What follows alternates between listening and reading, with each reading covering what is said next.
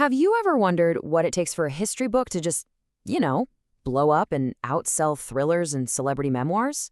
Well, today we're diving into the surprising success of Sharon McMahon's The Small and the Mighty, a book that's been shaking up the bestseller lists.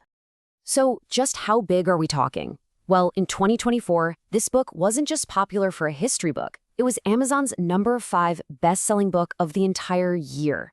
That is a massive deal, especially for nonfiction. And that's what's so wild about this whole thing. I mean, think about the usual bestsellers. You've got your page-turning thrillers, your romance novels, your self-help guides, and somehow a deep dive into American history just climbed right to the top of that mountain. So that's the big question for this explainer, right? What is the secret sauce here? How did a book about historical figures you've probably never even heard of capture everyone's attention? Let's break it down.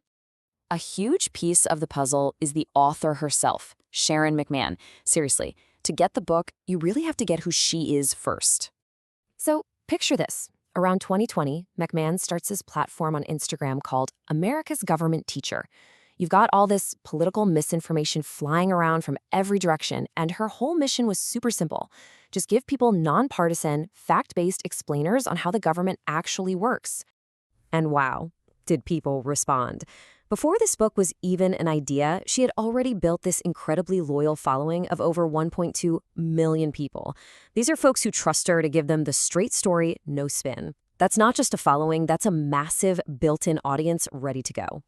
Okay, so that brings us to the book itself. The core idea is actually pretty simple, but it's really powerful. It's all about talking about the important historical figures that we don't hear about all the time. This slide just nails the concept perfectly. We all learn about Alexander Hamilton, right? But the book introduces us to someone like Gouverneur Morris, a founding father who actually wrote huge parts of the Constitution. And yeah, we know the incredible Rosa Parks, but we also get to learn about Claudette Colvin, a teenager who refused to give up her seat on the bus 9 months before Rosa Parks did.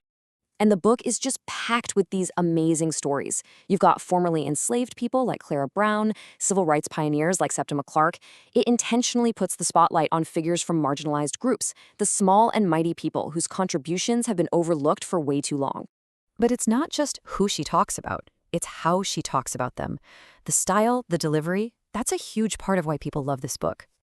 Just listen to this quote from the book. You can instantly hear her voice, right? It's so informal and conversational.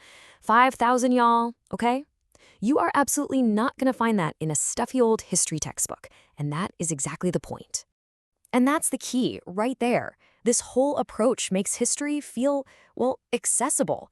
It's like you're sitting in a classroom with a teacher who is just genuinely excited to be sharing these incredible stories with you. It feels real. Now, this style also comes through in the audiobook, which McMahon narrates herself, and it's kind of one of those things you either love or don't. Some people find her energetic, spunky delivery totally authentic. For others, well, that same energy can be a little much. Let's just say it's not your typical calming audiobook voice. So we've covered the stories and the style, but there's a much deeper message going on here. The book is really a call for us to look at history and the people in it with a lot more nuance. This quote really gets to the core of it.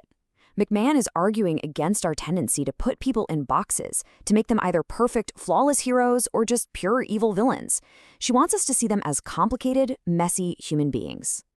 So the book is always pushing you to hold two different ideas in your head at the same time.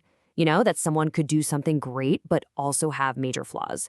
It's all about embracing the complicated reality of people. And she uses this other theme, historical perspective, in some really shocking ways. I mean, get this. She tells this wild story from the 19th century where a senator was literally caned almost to death on the Senate floor. Her point? To kind of push back against all the modern-day panic and sensationalism. A little bit of history can really change your perspective on today. All right, so we've looked at the author, the premise, the message, which brings us to the big question. Does the book actually live up to all this hype? What's the final verdict? Well, if you ask the readers, the answer is a resounding yes. It's got sky-high ratings on Amazon and Goodreads. The specific review we're looking at today, though, is a little more measured. It lands at a solid but not gushing 4 out of 5 stars. So the reviewer's takeaway was basically this. It's a very good book, it's entertaining, it's well-researched, it's important. But for him, the massive hype created expectations that it just didn't quite meet. He liked it a lot, but it wasn't quite at that, oh my gosh, you have to read this right now level. But here's where the review gets really interesting. It points out this fascinating unstated theme that's woven through the whole book, a kind of hidden thread connecting almost all of these different people. And that common thread is education. It's amazing, really. So many of the people McMahon profiles were pioneers in education in some way, building schools, fighting for access to knowledge, bringing learning to everyone.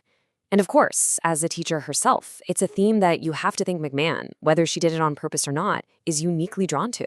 Which kind of leaves us with one last thing to think about. This book proves there are just countless important stories buried in our past. So it makes you wonder, if you could add one more chapter to the book, whose overlooked story would you want to tell?